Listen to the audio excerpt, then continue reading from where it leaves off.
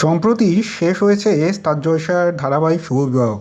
আর এই ধারাবাহিকে সুধার চরিত্রে সকলের নজর কেড়েছিলেন অভিনেত্রী সোনামণি শাহ। স্বাভাবিকভাবেই এই ধারাবাহিক শেষ হওয়ার পর সোনামণির অনুরাগীদের মন বেশ খারাপ। মূলত এরই মধ্যে নতুন জল্পনা তৈরি হয়েছে সোনামণিকে ঘিরে। শোনা যাচ্ছে অভিনেত্রী নাকি আবারও ছোট পর্দায় ফিরছেন।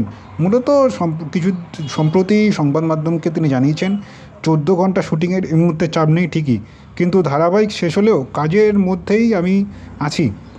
অন্যান্য কাজের কথাও চলছে, সেগুলো এখনই বলতে চাইছি না।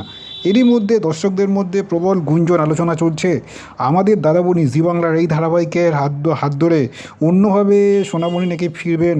অভিনেত্রী এই এই এই জল্পনার কথার প্রসঙ্গে সম্প্রতি সংবাদ মাধ্যমে জানিয়েছেন যে তিনি নাকি একটি পোস্ট করেছিলেন সামাজিক মাধ্যমে। সেখানে প্রতীক একটা মন্তব্য করেন, ব্যাস সেটা পড়েই নাকি নানান ধরনের ভাবনা তৈরি হয়েছে সোনামণি ও প্রতীকের অনুরাগীদের মধ্যে।